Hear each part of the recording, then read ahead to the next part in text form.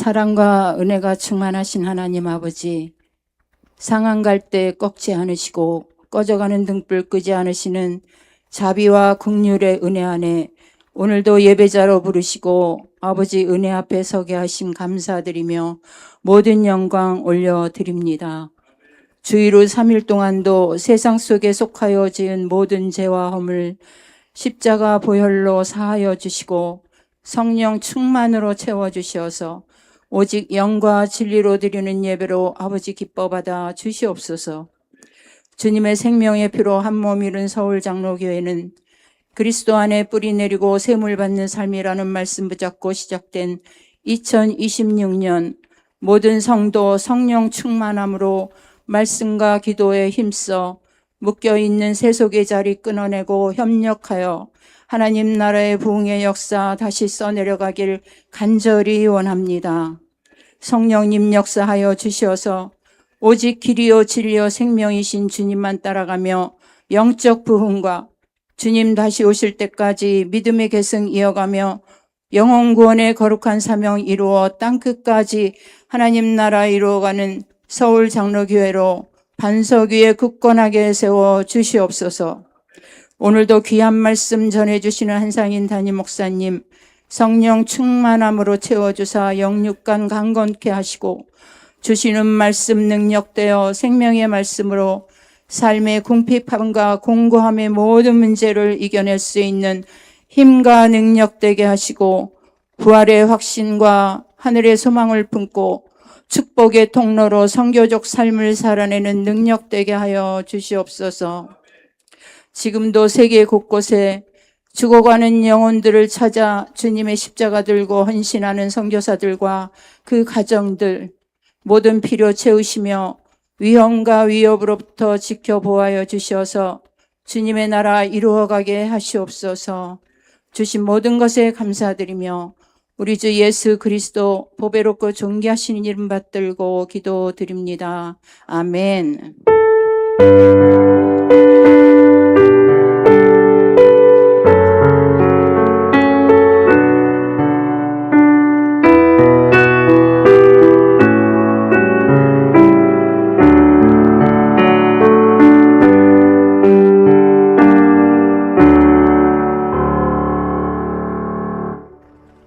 아멘. 할렐루야.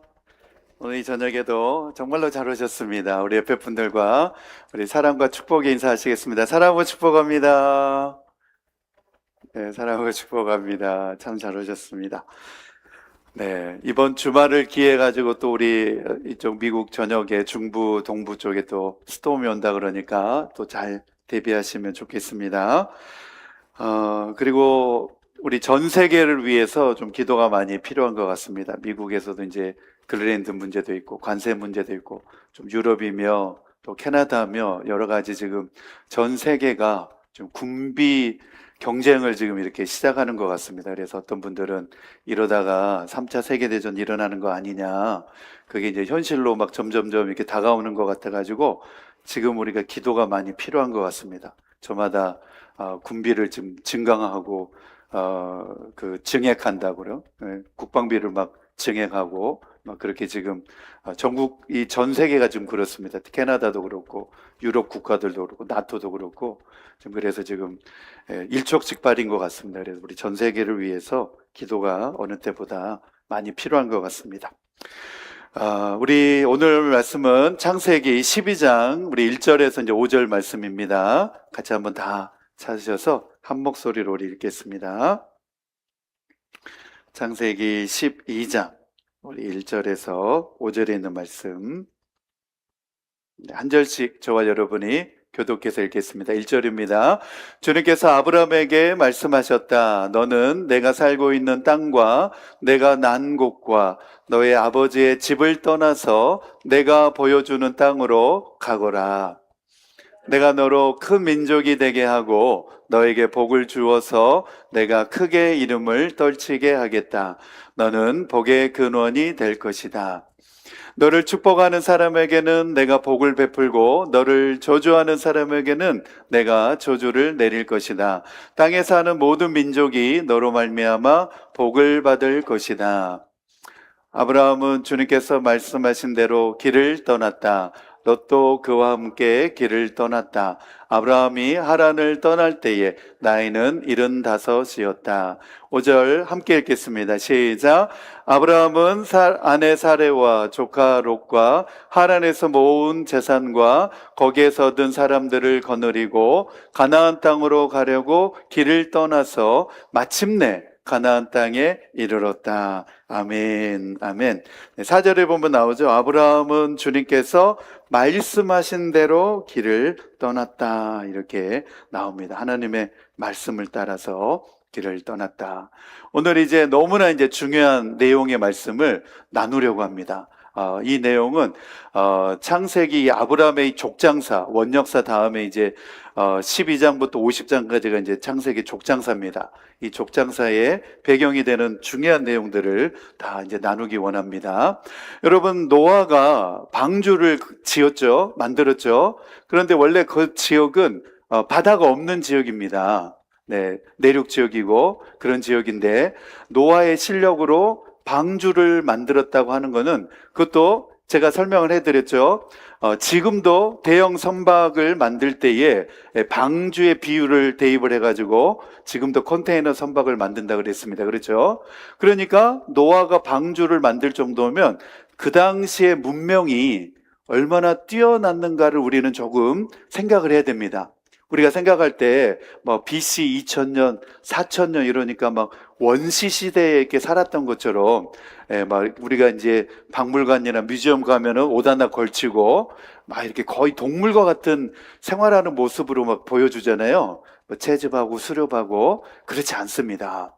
그 시대의 문명이 얼마나 발달되어 있었고 고도로 발달되어 있었고 지금도 그 과학과 기술의 발전이 이건 외계에서 그거를 외계인들이 나타나서 그거를 전수해 주지 않았을까? 학계에서는 의아할 정도로 아주 고도의 문명화된 기술 발전들이 그 시대에 있었습니다. 아브라함이 살던 그 시대에 있었습니다. 그걸 제가 조금 이따가 이제 영상으로도 보여드리겠습니다. 인류의 최초의 문명의 발상지 하면 4대 문명을 말합니다. 우리 그림 첫 번째 거 한번 보여주시고, 이렇게 하면 이제 여기 이제 메소포타미아 문명, 우리 지난 시간 했죠. 유프라테스 강과 티그리스 강을 이은 메소포타미아 문명, 그리고 이 이집트 나일강 유역 삼각주에서 이집트 문명, 나일강 문명이라고 그러죠. 두 번째는 인도죠. 인더스 강을 해서 발생되는 인더스 문명. 그리고 또 하나 보면 이제 중국의 이 황하강 유역을 통해서 발달된 중국 문명, 황하 문명. 그래서 인류의 4대 문명 그러면 메소포타미아 문명, 이집트 나일강 문명, 인더스 문명, 중국 황하 문명. 이렇게 4가지로 구분합니다. 이거 고등학교 세계사 시간에 다 배운 내용입니다. 생각나시죠? 네, 세계사 시간에 고등학교 때 다 배운 내용입니다. 이 4대 문명, 그 중에서도 메소포타미아 문명이 가장 오래된 최초의 문명이라고 학계에서도 그렇게 공통된 의견을 보여주고 있습니다. 그래서 이 지역, 우리 그 다음 그림 하나 보여주시죠. 지난 시간에 그림이 이게 지금 잘 안 보이네, 그렇죠? 네, 요렇게 지금 색깔이 입혀져 있습니다. 요렇게. 네, 그래서 비옥한 초승달 지역이라 그랬습니다. 이렇게 이 형태가 초승달 모양으로 생겼다 그래가지고 초승달 형태라 그럽니다. 그리고 이 지역이 이제 강의 유역이고 유프라테스 강에 이제 토사들이 강을 중심으로 해서 쌓였기 때문에 이 지역이 상당히 비옥한 지역입니다. 그래서 이제 비옥한 초승달 지역 이렇게 이야기를 합니다. 저 뒤에 TV는 이제 다 잘 보이는데 앞에 잘 안 보이네요.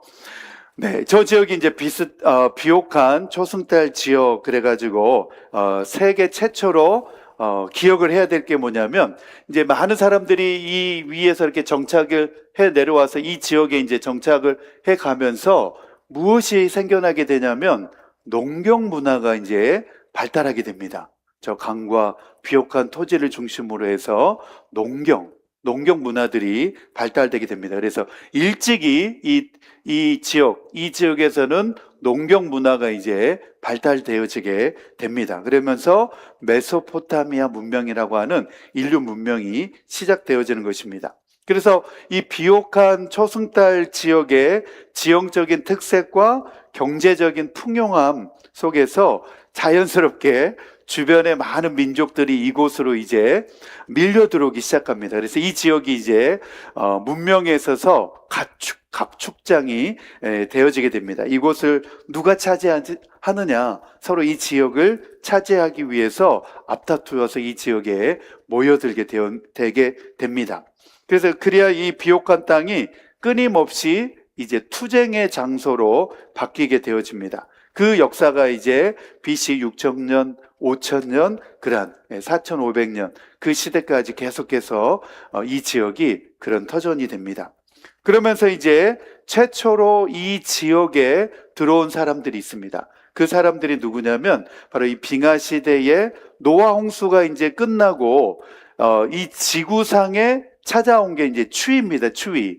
그래서 이제 극지방으로 갈수록 지금처럼 이렇게 겨울이 이제 혹독한 추위가 있는 겁니다. 그리고 이제 적도 지방으로 내려올수록 온화한 기후가 이제 있는 거고.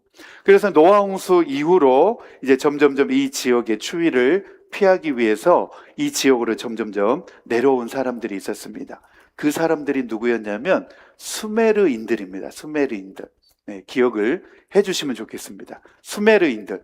이 지역에 최초로 정착한 사람들, 민족들이 누구였냐면 수메르인들. 그래서 역사 기록 가운데 최초로 문자를 사용하고 쐐기 문자, 또 토기 문자를 사용했던 민족이 발견된 민족이 바로 수메르인들입니다. 수메르인들. 바로 이 사람들이 시날 땅이라고 하는 지금은 이제 바벨론이죠. 시날 땅에 바벨탑을 쌓았잖아요. 네, 다 이 사람들과 연관이 있는 사람들입니다. 시날 땅으로 내려와서 흙 벽돌로 신전을 세우고 농업과 목축업에 종사한 사람들이었습니다. 대략 BC 2800년에서 2300년, 2000년대까지. 아브라함은 BC 2000년대 사람입니다. 그러니까 이 수메르인들의 문화와 아브라함은 중첩된 사람입니다. 이 수메르인들 문화 속에 아브라함의 아버지 데라 이런 사람들이 다 살아갔던 사람입니다. 그래서 창세기 11장 1절과 2절에 보면 그렇게 나오죠. 2절에 보면 사람들이 동쪽에서 이동하여 오다가 시날 땅 한 들판에 이르러서 거기에 자리를 잡았다. 이런 이제 말씀이 창세기 11장 2절에 나옵니다. 그 사람들이 바로 수메르인들입니다. 시날 땅. 평지라고 하는 의미를 가지고 있는 단어인데 이 시날 땅에 내려와 가지고 한 들판에 이르러서 거기에 자리를 잡았다. 이 묘사가 지금 이 수메르인들에 대한 묘사가 성경에 지금 나오고 있습니다. 그래서 BC 2800년에서 2400년 어간에 도시국가 형태로서 이제 이들이 이곳에 도시를 건설해 나갑니다. 그러면서 도시가 발달해 가는데 바로 이 지역을 뭐라 그러냐면 우르라고 하는 지역 도시를 만들게 됩니다. 그리고 도시를 가리켜서 우르라고 합니다. 우르. 그래서 아브라함의 고향이 어디였느냐? 갈대아 우르. 우르. 조금 이따 이제 영상 보면 우르크라고 나오는데 우리말로는 우르입니다. 우르. 네, BC 2500년대까지 이 우르족이 여기에서 이제 아주 우위를 점합니다. 그래서 BC 2060년 우르남무, 우르의 제3왕조를 건설했던 사람인데 이때 와서 이제 아브람과 중첩되는 시작입니다. 그래서 우르남무 때에 이제 이 우르 왕국이 쇠퇴기를 걷게 되어지는데 대략 BC 2000년경 후부터 아모리인들과 엘람인들의 침략으로 인해 가지고 힘을 점차로 잃게 만듭니다. 바로 그러한 정세 속에서 아브라함이 이제 갈대아 우르를 떠나서 하란으로 이동을 하게 됩니다. 그래서 이 과거 문명의 역사와 아브라함의 이동이 결코 무관하지 않다는 것을 이 문명사 속에서 우리가 밝혀볼 수가 있습니다. 그리고 이때에 지구라트라고 하는 바벨론 신전 같은 것들을 많이 그곳에 이제 건설하게 됩니다. 바로 그리고 이 시기에 아브라함이 75세의 고향 갈대아 우르를 떠나서 이제 이스라엘 시조 민족의 이제 방랑기, 순례자길이 시작되어지는 것입니다. 여러분, 인생은 60부터라고 그랬는데 아브라함은 75세에 시작을 했습니다. 그렇기 때문에 우리도 75세 인생이 시작입니다. 요즘은 뭐 100세 시대니까 80세에도 새로운 인생을 시작하실 수 있습니다. 그러니까 나이에 너무 연연하지 마시기 바랍니다. 내 나이가 어때서 그러면서 그냥 새롭게 늘 새로운 마음으로 새로운 기분으로 인생을 살아가시면 됩니다. 그리고 BC 1970년 이 우루 왕국이 이제 바벨론에게 무너지게 됩니다. 그리고 이제 그 시날 땅에 이 우루 지역에 바벨론 제국을 이제 고대 바벨론 제국입니다. 고대 바벨론을 거기에 이제 재건하게 됩니다. 그리고 이 바벨론 제국의 제 6대 왕, 아주 유명한 사람입니다. 제가 이름을 말하면 이렇게 아마 하실 수 있는 분입니다. 바로 함무라비 대왕입니다. 함무라비 법전으로도 유명한 사람인데 이 바벨론 6대 왕 함무라비 대왕이 바로 이 바벨론을 평정하고 자기의 왕국을 아주 강력하게 세운 왕입니다. 제 6대 왕인데 어떻게 보면 바벨론 1대 왕이라고 이렇게 불릴 만큼 그 업적이 엄청납니다. 거기를 다 평정하고 바벨론 그 제국을, 고대 바벨론 그 제국을 건설한 왕입니다. 바로 이 이야기가 성경에도 나옵니다. 바로 어제 새벽 본문에 우리가 창세기 14장이 바로 이 배경이 되는 내용입니다. 바로 이 함무라비 왕의 이름이 성경에 나옵니다. 창세기 우리 14장 1절에서 2절 말씀 우리 같이 읽겠습니다. 창세기 14장 1절에서 2절 시작.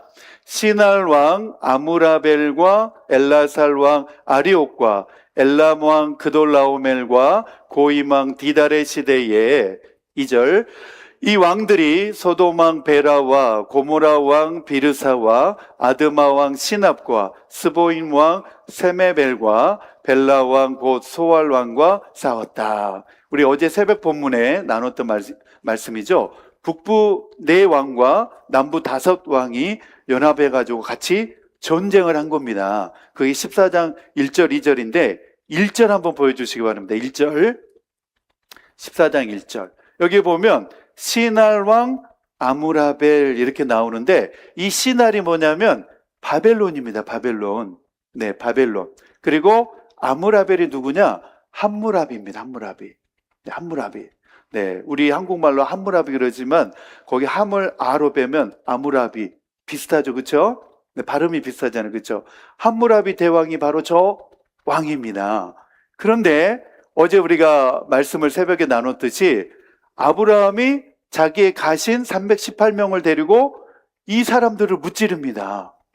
바벨론의 이 함무라비 왕을 아브라함이 무찔렀다는 이야기가 어제 이 창세기 14장 본문 가운데 나오는 이야기입니다. 바로 이 함무라비 왕에 의해서 바로 시날 땅의 수메르 왕국이 완전히 이제 멸망하게 되었습니다. 바로 저 시날 왕 아무라벨, 함무라비가 바로 그 수메르인들을 완전히 무너뜨리게 됩니다. 바로 그래서 이 수메르 문명이 이제 고스란히 바벨론 제국의 바벨로니아 역사 가운데 편입되게 되어집니다. 그래서 제가 이제 그 역사 이야기를 이렇게 말로만 설명하면은 감이 잘 안 오니까 한번 이렇게 시각적으로 한번 보여드리면은 깜짝 놀라실 수 있습니다. 저 시대에 아브라함 시대 때에 저런 고도로 발달된 문명이 있었구나. 그래서 성경의 이야기가 아주 옛날 그 오래된 그런 옛날 이야기가 아닙니다.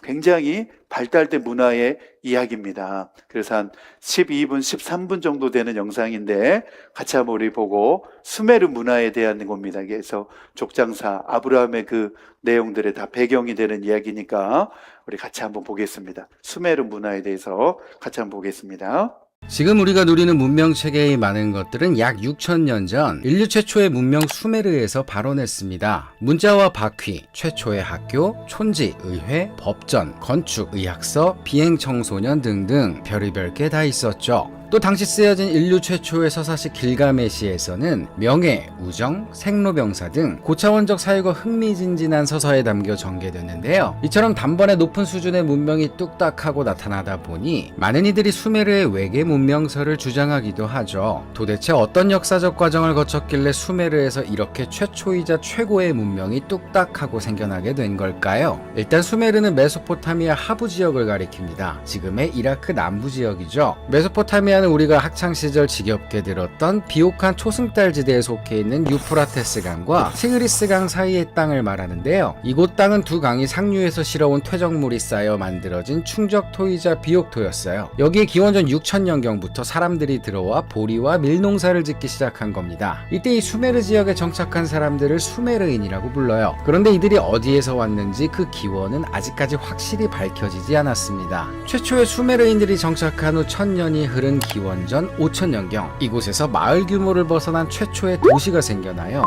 바로 에리두라는 도시죠. 에리두는 풍요로운 땅에서 농사와 가축을 기르는 것에 그치지 않고 토기를 만들어 적극적 상업과 교역에 나서게 됩니다. 그리고 이 에리두를 필두로 수메르 지역에 하나둘 도시국가가 생겨나기 시작하죠. 그렇게 여러 도시들이 생겨난 후 1000년이 지나자 에리두의 전성기가 지나고 키시와 우르크라는 두 도시가 수메르 지역에 패권을 놓고 다투게 됩니다. 그리고 경쟁 끝에 우르크가 키시를 누르고 수메르의 패자가 되죠. 이때 결정적인 승리를 이끌어낸 사람이 바로 우르크 5대왕 길가메시였어요. 그렇습니다. 길가메시는 단순 신화 속 인물이 아니라 실존 인물이었던 걸로 추정돼요. 그의 영웅담이 오랫동안 수메르 지역에서 전승되면서 3분의 2가 신이고 3분의 1이 인간인 길가메시가 탄생하게 된 거죠.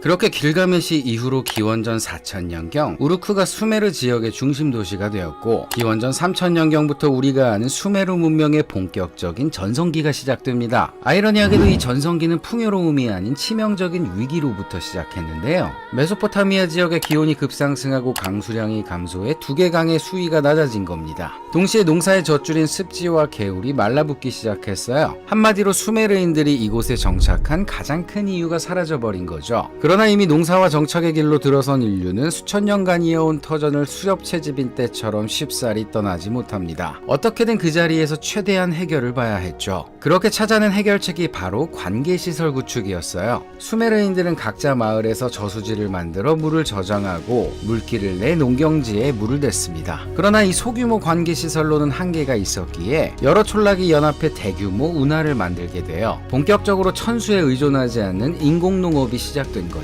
그렇게 수메르는 협력을 통해 자연재난을 극복한 최초의 문명이 됩니다. 그러나 대규모 관계시설을 구축하는 일은 말처럼 쉽지 않았을 거예요. 많은 수의 노동자들을 하나의 목적을 향해 움직이게 하고 운하를 끌어들인 물을 아무 잡음 없이 골고루 나누는 것은 결코 쉬운 일이 아니었을 겁니다. 그래서 단순 왕이나 대사제뿐 아니라 그들을 중심으로 한 행정 인력들이 생겨나기 시작했어요. 직접 생산에 참여하지 않아도 먹고 사는 관리형 엘리트가 출현하게 된 거죠. 이렇게 체계화에 돌입한 수메르 도시들은 인구 집중과 도시 특유의 네트워크를 기반으로 급격한 기술 발전이 이루어지기 시작합니다. 괭이로 땅을 파다가 소를 이용한 쟁기로 땅을 쉽게 갈아엎을 수 있었고요. 인공 경작지가 넓어지고 농업기구가 발달하니 수확물이 늘어났으며 이를 손쉽게 옮기기 위해 바퀴가 동원되었고, 소를 이용한 짐수레가 만들어졌죠. 또 먹고도 남을 만큼의 잉여 생산물이 생겨나니 그것을 썩히기보다 다른 도시와 물물 교환을 하기 시작했습니다. 또 먼 곳까지 많은 물자를 나르기 위해 돛을 발명해 범선을 만들어 바닷길을 열었고요. 이왕 바닷길이 열렸으니 물레를 이용해 대량으로 도기를 제작해 내다 팔고 수메르 지역에 모자란 나무와 광석을 들여오기 시작했죠. 특히 구리와 주석을 들여와 청동기를 만들었으니 이때부터 청동기 시대가 열리게 됩니다.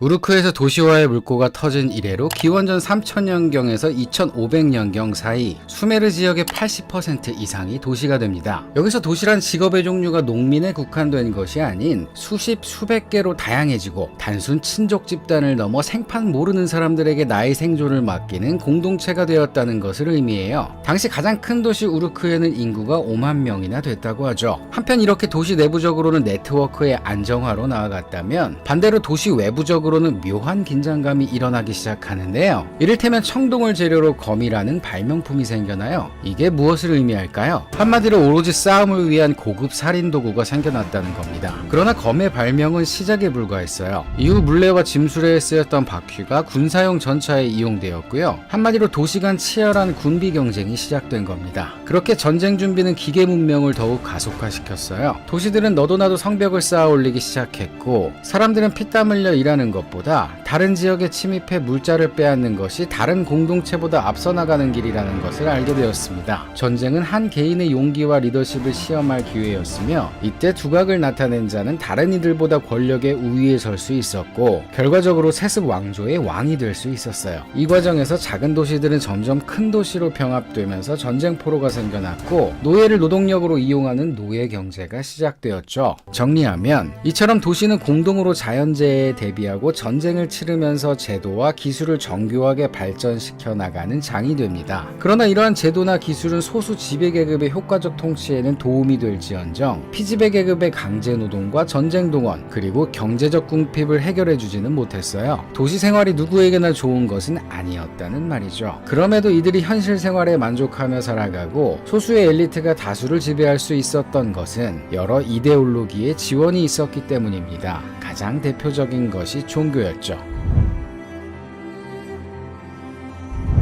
서로 모르는 대규모의 사람들을 매일매일 관계시설을 구축하는 데 동원하고 목숨을 담보로 전쟁에 나가게 하며 자발적으로 세금을 내게 하는 것은 단 몇 사람의 힘으로는 불가능합니다. 공동체 구성원들이 스스로 시스템에 복종하게 할 세련된 이데올로기가 필요하죠. 수메르 문명에서는 종교가 그 역할을 했어요. 한편 종교는 통치 세력에게도 필요했지만 공동체 구성원끼리 시스템에 대한 믿음을 갖게 하는 데도 중요한 역할을 했는데요. 자신의 생존을 친족이 아닌 생판 모르는 사람에게 맡기는 만큼 최소한의 연결고리가 필요했기 때문입니다. 그리고 그 연결고리가 바로 같은 신을 믿는다는 것이었죠. 서로의 믿음을 저버렸을 시 신으로부터 벌을 받는다는 도덕의 강제력을 믿는 겁니다. 여태껏 실현된 적 없던 광범위한 협력 네트워크는 그렇게 종교를 기반으로 이루어지게 됩니다. 가상이 실제를 만든 거죠. 물론 이는 역사적 사회적 관점에서 설명한 것이고, 철학이나 종교적 관점에서는 애초에 인간이 세속적인 것 이전에 초월적인 것에 관심을 갖는 형이상학적 동물이라는 말이 될 수 있습니다. 어쨌건 수메르 사람들은 일찍부터 자연에는 인간을 넘어선 위대한 힘이 깃들어 있다고 믿었어요. 그리고 그 힘과 올바른 관계를 맺어야 한다고 보았죠. 그렇지 않을 경우 인간은 생존할 수 없다고 생각했기 때문인데요. 그도 그럴 것이 메소포타미아 지역은 홍수와 가뭄이 인간의 생존을 절대적으로 좌우했기에 늘 자연에 대한 두려움을 안고 살 수밖에 없었습니다. 이러한 공포심이 자연숭배 사상을 낳았고, 특히 농사와 관련된 여러 신들이 하나하나 생겨나기 시작하죠. 그렇게 신이 하나하나 늘어가다 보니 어느새 2-3천 명 정도의 신이 생겨 다신교 체계가 잡히게 돼요. 수메르 신화에 따르면 45만 년 전 하늘에서 신들이 내려왔는데 이들을 아눈나키라고 불렀습니다. 주신은 아누로 그는 하늘에 머물렀죠. 그리고 아누의 두 아들 엔릴과 엔키가 아눈나키들과 내려와 지상에 문명을 건설했는데요. 아눈나키들이 문명을 건설하는 도중 그만 과도한 노동에 불만을 품어 반역을 일으키고 맙니다. 이에 엔릴과 엔키는 반란을 진압하고 반란 주동자를 재료로 흙을 섞어 인간을 창조하게 되죠. 신들 대신 노동에 활용함으로써 불만을 잠재우기 위해서입니다.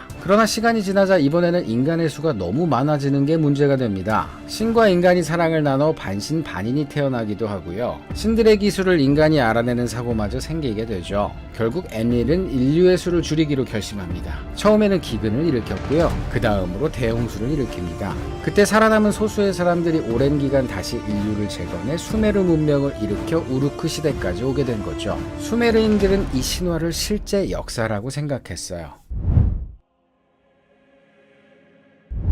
수메르인들은 각 도시마다 수호신을 섬겼고 도시 한가운데에 신전을 세웠습니다. 수메르 지역에는 나무나 금속이 모자란 대신 고운 점토가 넘쳐났거든요. 수메르인들은 이 흙을 1,000도 이상의 가마에 구워 건축에 이용했어요. 특히 평평한 토단 위에 벽돌로 신전을 높게 세워 홍수에도 끄떡없게 만들었죠. 이는 늘 변화하는 자연현상 속에서도 변하지 않는 무언가를 만들기 위함이었을 겁니다. 이 신전을 지구라트라고 불러요. 지구라트는 높은 봉우리를 뜻하죠. 지구라트는 벽돌단 위에 벽돌단을 쌓아 계단식으로 연결했으며 그 꼭대기에 사원을 올렸어요. 있었는데요. 수메르인들은 마치 하늘에 닿는 것이 목표인 양 신전을 점점 높이 쌓아갔습니다. 신화는 자연 발생적인 것이 아닌 인간의 상상이 만들어낸 것이기에 아마도 이를 가시적으로 표현하는 것이 중요했을 거예요. 그 결과 오늘날 메소포타미아 지역에서 30개의 지구라트가 발견되죠. 이 지구라트는 일정 시기 한 도시에서 만들어진 것이 아니라 오랜 시간에 걸쳐 여러 민족이 건조한 거예요. 그만큼 크기나 형태도 다양하고 이 지구라트가 이후 피라미드 건축에 영향을 끼쳤을 가능성도 제기되고 있습니다. 대부분 도시국가에서는 이 지구라트를 중심으로 도시 생활 전체가 돌아갔어요. 지구라트의 사원에는 사제가 있었고 사원에는 의식에 사용되는 각종 도구와 악기가 있었습니다. 또 지구라트에는 이러한 종교적 기능뿐 아니라 행정 기능도 탑재해 있었는데요. 도시 전체의 식량 분배가 바로 이곳에서 이루어졌죠. 모든 생산물은 신의 소유였기에 각 마을에서 추수한 곡식이 지구라트에 모였고요. 이 곡식은 각 도시의 원칙에 따라 분배되었습니다. 대부분은 신분에 따라 분배가 됐을 거예요. 신분의 꼭대기에는 왕이 신의 대리자로서 모든 토지를 관리했고 그 아래 신관과 군인이 지배층을 형성했으며 평민과 노예가 피지배층을 형성했어요. 이 계층 구성은 오랫동안 서구 사회의 전형이 됩니다. 또 지구라트에는 여러 전문직 사람들이 속해 있었는데요. 제빵사, 방직공, 이발사, 보석상, 세탁부, 화가 등이 있었죠. 무엇보다 손글씨를 직업으로 하는 필경사가 있었습니다. 이 말인즉 수메르 문명에 문자가 있었다는 의미겠죠.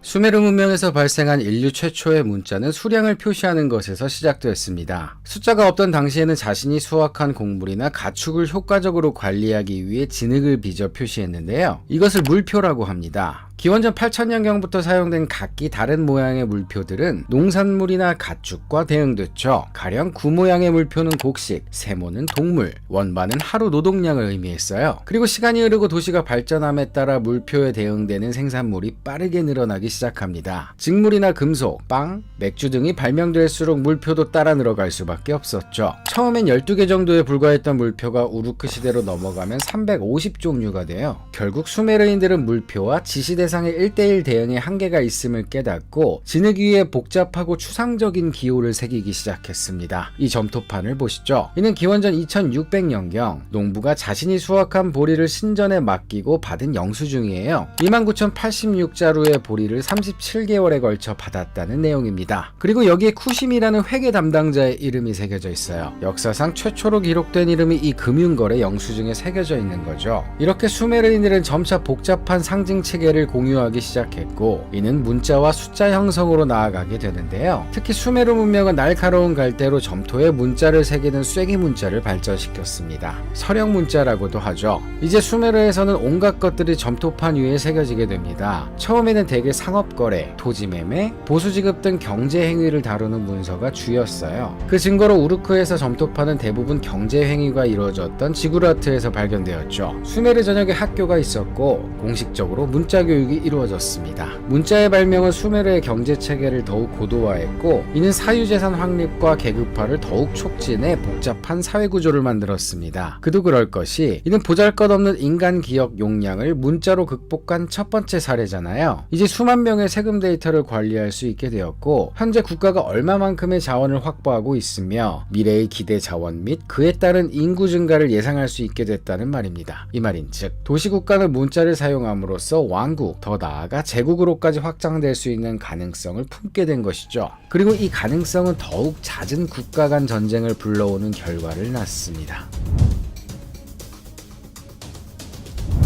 기원전 2900년에서 2800년경 따뜻하고 습도가 높은 기후가 끝나고 건조한 기후가 수메르 지역을 덮쳤습니다. 이에 에덴이라고 불리는 비옥토를 차지하기 위해 도시국가 간 치열한 전쟁이 시작되는데요. 이 과정에서 우르크는 점차 쇠퇴하고 라가시와 움마라는 두 도시국가가 패권을 놓고 다투게 되죠. 그렇게 두 도시는 약 250년간 엎치락 덮치락 전쟁을 이어갔고 마침내 루갈자게시의 활약으로 기원전 2359년 움마가 수메르의 최종 패자가 됩니다.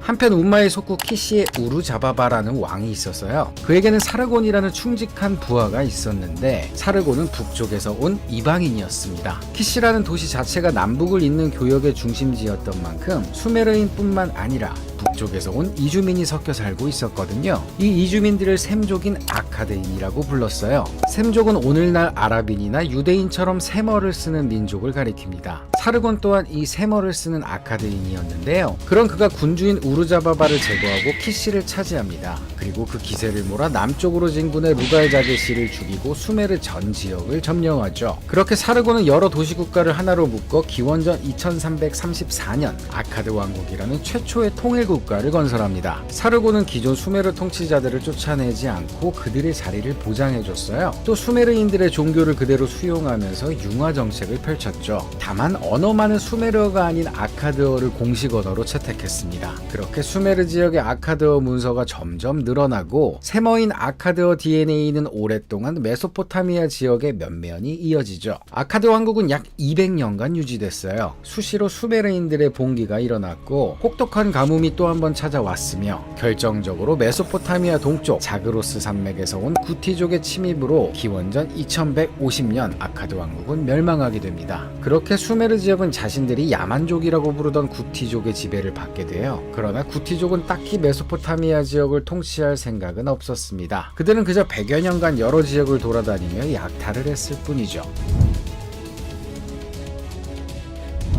2112년 수메르인들이 구티족을 몰아내고 다시 한번 수메르 지역을 통일합니다. 이를 우르의 우르남무가 개국한 우르 사망조라고 불러요. 우르남무는 최초로 사회에 정의라는 관념을 주입시킨 왕입니다. 지금까지 발견된 인류 최초의 법전 우르남무 법전의 주인공이기도 한데요. 이 법전에서는 부패 관리를 단속하고 공정한 도량형 제도를 관리하며 고아나 과부를 보호하는 규정들이 포함되어 있었어요. 우르남무 법전은 300년 뒤 바빌로니아의 함무라비 법전의 토대가 됩니다. 이렇게 우르남무가 사회정의에 관한 관념을 닦았다면 그의 아들 슐기왕 때의 수메르 문명은 문화적으로 최전성기를 맞게 되는데요. 슐기왕은 48년의 재위기간 동안 학교를 세우고 필경사를 훈련시켰습니다. 그리고 수메르어로 전해지던 찬미가를 정리해 기록하죠. 그 밖에 현재 가장 보존이 잘 되어 있는 달의 신 난나를 모시는 지구라투와 황금투구, 악기, 보드게임 등이 모두 우르에서 발굴되었으며 무엇보다 전쟁의 승리를 기념해 만든 우르의 깃발이라는 장식품이 당시 사회상을 보여주는 것으로 유명하죠. 그러나 우르 사망조의 이러한 번영도 잠시 기원전 2004년 오늘날 이란 지역에 살았던 엘라민의 공격으로 수메르인이 세운 왕조는 역사 속으로 사라지게 됩니다. 이후 수메르 지역에서 엘라민을 몰아낸 것은 유목민이자 세머를 쓰는 아모리인들이었어요. 이들이 바빌로니아 제국을 건설한 주인공이었습니다. 이후 메소포타미아 지역은 아시리아 제국을 비롯해 수많은 민족들이 거쳐가게 되는데요. 이들은 물리적으로 수메르 지역을 차지하긴 했지만 결과적으로는 수메르 문명의 전파자가 되고 맙니다. 다양한 종족들은 수메르인들이 만들어 놓은 문자, 관료제도, 종교, 법률, 건축 등을 그대로 사용하면서 수메르적 생활 방식을 후대에 전해줬으니까요. 그렇게 수메르 문명은 최초이자 최고의 문명으로 인류의 영원히 지울 수 없는 족적을 남기게 됩니다. 이상 방대했던 수메르 문명에 관한 내용을 마치도록 하겠습니다. 네, 이제 아브라함 시대 때 역사들이 한눈에 잘 정리가 됐습니다. 이 구약 성서에서 그래서 이 아브라함이 갈대아 우르에서 이제 하나님의 부르심을 받아가지고 고향을 떠날 때 바로 저 아모리족들, 바벨론 민족들이 이제 쳐들어올 때 BC 2000년경에 제 우르 사망조가 쇠퇴할 즈음을 시기에 아브라함이 이제 저 갈대아 우르를 떠나게 됩니다.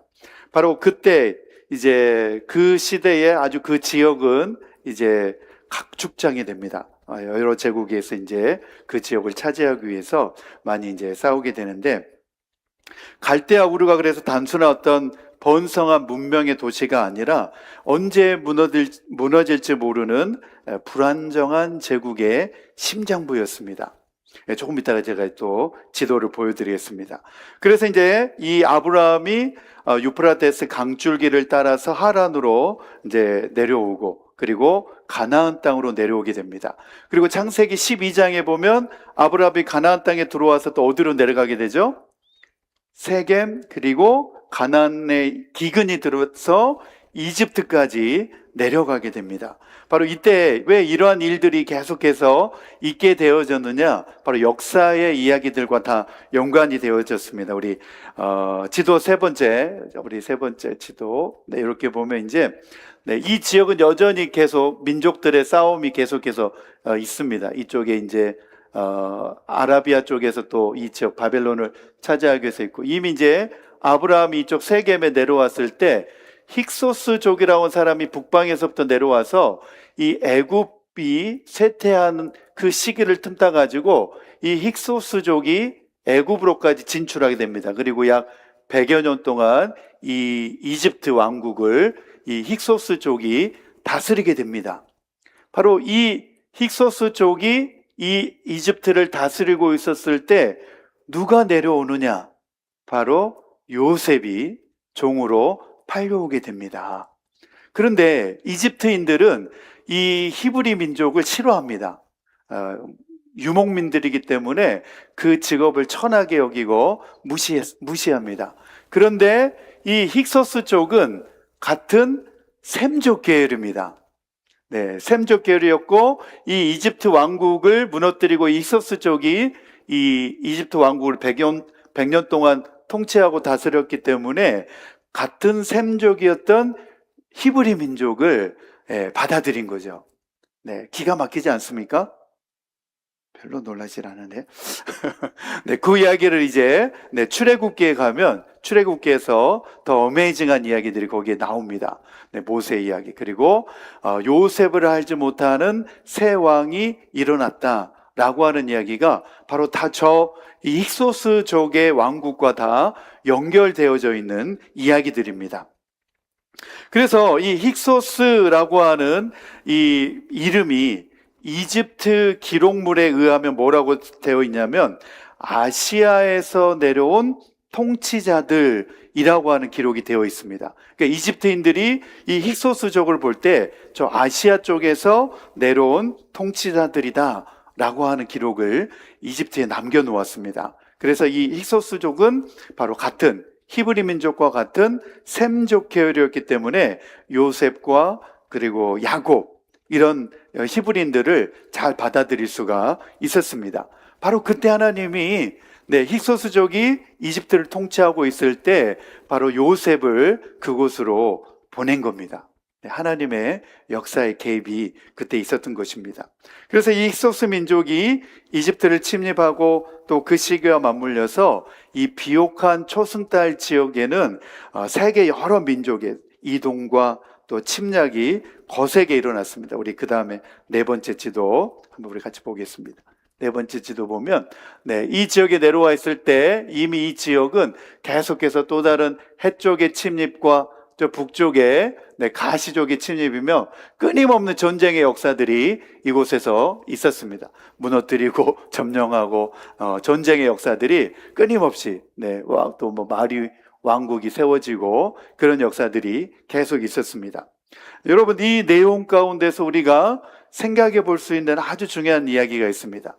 바로 이런 위험한 지역에서 하나님은 누구를 건져내셨느냐? 아브라함을 건져내셨다는 겁니다. 아브라함을 부르시고 너의 본토 친척 아비 집을 떠나 내가 보여줄 땅으로 가라 라고 했다는 것입니다. 아브라함이 만약에 하나님의 그 부르심을 듣고도 아닙니다. 저는 여기 고향이 좋습니다. 저는 고향을 떠날 생각을 추호도 하지 않습니다. 라고 뻗팅기고 안 떠났다고 한다면 아마 이 전쟁의 소용돌이 속에 아브라함도 아마 묻혀지고 말았을 것입니다. 그래서 이 무너질 제국의 혼란기에서 벗어나서 하나님은 언약의 길을 걷도록 하나님의 구원사의 그러한 역사들을 쓰도록 아브라함을 저 전쟁터에서 건져내서 이끌어 내셨다는 사실입니다. 오늘 말씀 우리가 이제 정리를 해보면 하나님은 아브라함을 안전한 곳으로 부르셨다라고 하는 의미보다도 가장 위험해질 수 있는 그 삶의 자리와 터전에서 아브라함을 구원하시고 건져내 주셨다라고 하는 의미입니다. 이게 우리에게 무슨 의미가 있느냐? 우리가 하나님의 말씀에 붙잡히고 하나님을 신뢰하고 의지하면 위험한 곳에서 우리를 건져내 주시는 분이 하나님이시라는 겁니다. 우리 인생을 살아가면서 위험한 일들 왜 우리도 안 만나겠습니까? 힘들고 어려운 일들, 위험한 일들, 지금도 우리는 인생을 살아가면서 그런 일들을 만날 수 있지만 그러나 우리가 하나님을 신뢰하고 하나님의 손에 붙잡힌 바 되고 순종하며 살아가면 그러한 삶의 위험 가운데서 하나님이 우리를 구원해내시고 건져내 주신다고 하는 사실을 바로 이 말씀 가운데서 우리에게 말씀해 주시고 계신 것입니다. 이 말씀을 받으실 수 있게 되기를 축복합니다. 오늘 우리의 갈대아 우르는 무엇인가? 이런 질문을 우리가 생각해 볼 수 있습니다. 비록 눈에 보이는 안정, 그리고 익숙한 구조, 그동안 쌓아온 경력과 관계가 나를 지켜준다라고 우리는 생각하고 있지만 그렇지 않습니다. 그러한 것을 우리가 의존할 때 나는 하나님 없이도 내 힘과 능력으로 살아갈 수 있다. 이건 교만입니다. 절대 그렇지 않습니다. 아브라함이라고 그런 생각을 하지 않았겠습니까? 그러나 하나님의 부르심이 있을 때 그는 말씀을 따라 여호와의 말씀을 쫓아 갈 바를 알지 못하고 나아갔다는 것입니다. 할렐루야. 그랬을 때에 하나님은 모든 인류 역사의 전쟁의 위험에서 아브라함을 구출해 내주신 줄로 믿습니다. 두 번째로 아브라함은 침략자들의 지도를 보지도 못했고 국제 정서를 분석하지도 못했습니다. 국제 정세가 이렇게 진행될 거라고 아브라함이 상상을 했겠습니까? 전혀 그렇지 않습니다. 그러나 하나님의 부르심을 따라서 아브라함은 무작정 나아갔다는 것입니다. 이것이 무엇입니까? 말씀을 붙잡고 나아가는 것. 그것이 바로 믿음입니다. 믿음. 하나님은 오늘도 우리에게 이 믿음을 요구하고 계신 줄로 믿습니다. 말씀을 붙잡으라. 하나님의 말씀을 붙잡을 때 내 인생의 구원의 방향이고 내가 너를 건져주고 구원하여 주겠다. 바로 하나님은 지금도 말씀을 통하여서 우리에게 그 말씀을 해주시고 있습니다. 우리 창세기 12장 4절 말씀 같이 한번 읽겠습니다. 4절 시작. 아브라함은 주님께서 말씀하신 대로 길을 떠났다. 롯도 그와 함께 길을 떠났다. 아브라함이 하란을 떠날 때에 나이는 75이었다. 75세 아브라함은 인생의 여정을 시작했는데 바로 주님께서 말씀하신 대로 길을 떠났다는 것입니다. 하나님의 말씀을 붙잡고 살 수 있게 되시기를 축복합니다. 그것이 생명의 길이고 구원의 길인 줄로 믿습니다. 네, 그리고 우리 야고보서 2장 23절 마지막으로 한번 드리겠습니다. 야고보서 2장 23절 같이 읽겠습니다. 시작. 그래서 아브라함이 하나님을 믿으니 하나님께서 그것을 아브라함의 의로움으로 여기셨다고 한 성경 말씀이 이루어졌고 또 사람들이 그를 하나님의 벗이라고 불렀습니다. 아멘, 아멘. 아브라함이 하나님을 믿으니 하나님께서 그것을 아브라함의 의로움으로 여기셨다. 우리가 하나님을 믿을 때 하나님이 그것을 우리의 믿음을 보시고 의롭다, 의로움이다 이렇게 우리를 칭하여 주시는 줄로 믿습니다. 네, 우리가 하나님을 신뢰하기보다 하나님을 관리하려고 하고 말씀에 내어 맡기기보다 먼저 상황을 살피고 의존하려고 하는 마음에서 우리도 벗어나야 아브라함이 걸어갔던 그 길을 우리도 믿음으로 순종하면서 나아갈 수 있게 되는 줄로 믿습니다. 우리 모두는 역사의 주인이 하나님이시라고 하는 사실을 우리는 분명하게 우리는 깨닫고 우리를 오늘도 인도에 가실 것이라고 하는 하나님을 신뢰함으로 그 말씀을 붙잡고 오늘도 내일도 믿음의 삶을 한 걸음씩 한 걸음씩 내디딜 수 있는 우리 모든 성도님들 될 수 있게 되기를 축복합니다. 오늘 말씀 우리 생각하시면서 우리 1월 주제 찬양 함께 우리 부르시면서 믿음으로 함께 우리 결단하겠습니다. 우리 나는 믿노라 함께 부르시면서 믿음으로 결단합니다.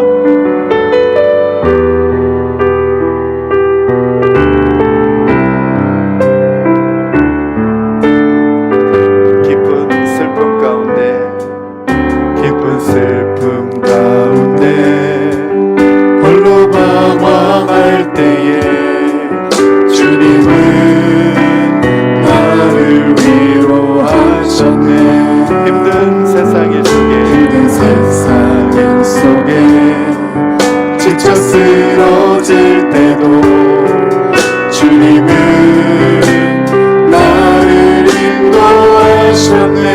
나는 믿노라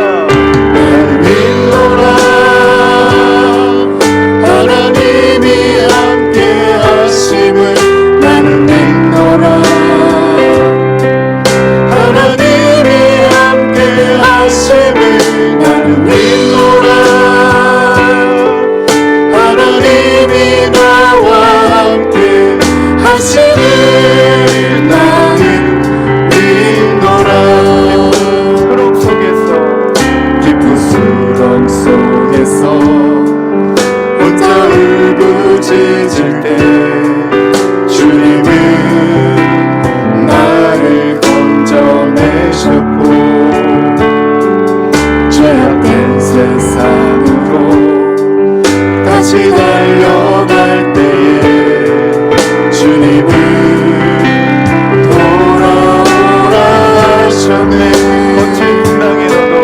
거친 풍랑이라도 잔잔하게 하시니 주님은 나의 피난처시오.